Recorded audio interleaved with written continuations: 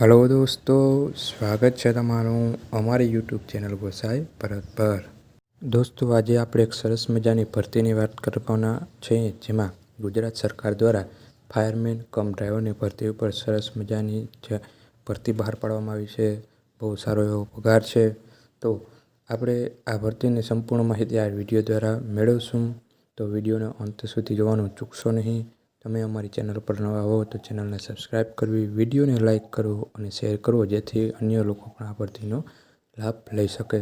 તો શું છે આ ભરતીની માહિતી? ચાલો તો આ વિડીયો દ્વારા મેળવીએ.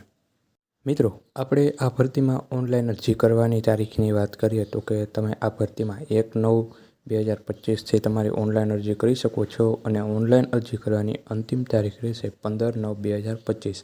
એટલે કે 9મા મહિનાની 15 તારીખ સુધીમાં તમારે ઓનલાઈન અરજી કરી નાખવાની છે. અને મિત્રો, તમે gssbgujarat.government.in ની વેબસાઇટ ઉપર જઈ અને અરજી નોંધાવવાની રહેશે. મિત્રો, આ ભરતીમાં આપણે જગ્યાઓની વાત કરીએ તો કે કુલ 13 જગ્યા માટે ભરતી કરવામાં આવશે. તો તમને જે કેટેગરી લાગુ પડતી હોય તે કેટેગરીમાં તમારે કેટલી જગ્યા ખાલી છે તે જોઈ લેવું, અને જો તમને યોગ્ય લાગતું હોય તો તમે જરૂરથી ફોર્મ ભરાવી દેજો. મિત્રો, આ ભરતીમાં આપણે પગાર ધોરણની વાત કરીએ તો કે પ્રથમ 5 વર્ષ માટે પ્રતિ માસ તમને 26,000ના ફિક્સ પગારથી નિમણૂક કરવામાં આવશે. એટલે કે તમને નિમણૂક કરવામાં આવે ત્યારે તમારો પગાર દર મહિને તમને 26,000 મળવાપાત્ર રહેશે. મિત્રો, શૈક્ષણિક લાયકાતની વાત કરીએ તો કે આ ભરતી માટે ઉમેદવાર 12 પાસ કરેલું હોવું જોઈએ. પછી કે ઉમેદવારે ફાયરમેન અથવા ફાયરમેન કમ પંપ ઓપરેટરના 6 માસના અભ્યાસક્રમનું પ્રમાણપત્ર હોવું જોઈએ. અને ઉમેદવાર હેવી મોટર વ્હીકલનું માન્ય લાયસન્સ ધરાવતા હોવા જોઈએ. તો આ જેટલી શરતો છે તે પ્રમાણે તમારી શૈક્ષણિક લાયકાત ફરજિયાત હોવી જોઈએ. અને હા મિત્રો, આ ભરતી માટે કેટલાક આપણે શારીરિક માપદંડ પણ આપવામાં આવ્યા છે, જેમાં પુરુષ ઉમેદવાર માટે મૂળ ગુજરાતના રહેતા અનુસૂચિત જનજાતિ ઉમેદવાર માટે લઘુત્તમ ઊંચાઈ 160 સેમીની હોવી જોઈએ અને ફૂલાવ્યા પહેલાં છાતી 81 સેન્ટીમીટર હોવી જોઈએ અને ફૂલાવ્યા પછી 86 સેન્ટીમીટર હોવી જોઈએ અને લઘુત્તમ વજન એટલે કે ઓછામાં ઓછું 50 કિલો વજન હોવું જોઈએ. તેમજ મૂળ ઉમેદવાર મૂળ ગુજરાતના ક્ષેત્રના અનુસૂચિત જનજાતિ સિવાયના બીજા જે ઉમેદવાર છે જનજાતિ સિવાયના, એની ઊંચાઈ 165 સેન્ટીમીટર હોવી જોઈએ અને ફૂલાવ્યા પહેલાં છાતી 81 સેમી, ફૂલાવ્યા પછી 86 સેમી અને વજન ઓછામાં ઓછું 50 કિલો હોવું જોઈએ. તો ખાસ માપદંડમાં આપણે તમારે એક નજર મારી લેવી કે તમે કઈ કેટેગરી પ્રમાણે તમારે કેટલું શું તમારા ક્રાઇટેરિયા છે. મિત્રો, જેમ પુરુષ ઉમેદવારમાં શૈક્ષણિક માપદંડ છે તેવી જ રીતના આ ભરતીમાં મહિલા ઉમેદવાર માટે પણ થોડાક શૈક્ષણિક માપદંડ છે, જેમાં મૂળ ગુજરાત ક્ષેત્રના અનુસૂચિત જનજાતિ ઉમેદવારો માટે લઘુત્તમ ઊંચાઈ સ્ત્રી માટે 156 સેન્ટીમીટર છે અને તેનું ઓછામાં ઓછું વજન 40 કિલો હોવું જોઈએ. તેમજ ઉમેદવાર મૂળ ગુજરાત ક્ષેત્રના અનુસૂચિત જનજાતિ સિવાયના જે ઉમેદવાર છે તેને લઘુત્તમ ઊંચાઈ 158 સેન્ટીમીટર છે અને વજન 40 કિલો રહેશે. તો તમારા ક્રાઇટેરિયા પ્રમાણે તમારે એક નજર મારી લેવી.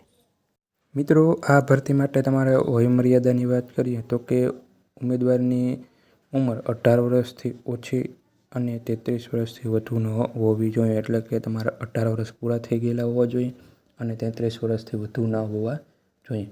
અને જો તમારી ઉંમર 33 વર્ષથી વધુ થઈ ગઈ હોય તો તમને કેટલીક છૂટછાટ મળવાપાત્ર છે. જેમ કે તમે જે કેટેગરીમાં આવતા હો તે કેટેગરી પ્રમાણે આપણે જે કોષ્ટક આપેલું છે ડિસ્પ્લેમાં, તેમાં તમારે એક ફેર નજર લગાડી લેવી, જેથી તમારે જે ક્રાઇટેરિયા જે કેટેગરીમાં હો તે કેટેગરી પ્રમાણે તમને છૂટછાટ મળવાપાત્ર છે અને તમે આ ભરતીમાં ફોર્મ ભરાવી શકો છો. મિત્રો, આ ભરતીમાં પરીક્ષા ફીની વાત કરીએ તો કે પરીક્ષા ફી પ્રાથમિક પરીક્ષા માટે તમે બિન-અનામત વર્ગના હો તો 500 રૂપિયા તમારે ઓનલાઈન ફી ભરવાની રહેશે. અને જો અનામત વર્ગના હો તો જે ડિસ્પ્લે પર બતાવેલ છે એટલે અનામત વર્ગ દર્શાવેલ છે તે બધાએ 400 રૂપિયા ફી ભરવાની રહેશે. અને મિત્રો, પરીક્ષામાં ઉપસ્થિત રહેલા ઉમેદવારોને પરીક્ષા ફી પરત મળવાપાત્ર રહેશે. એટલે કે જો તમે પરીક્ષા આપવા જશો તો તમે પરીક્ષા ફી ભરેલ હશે તે તમને રિફંડ મળવાપાત્ર થશે.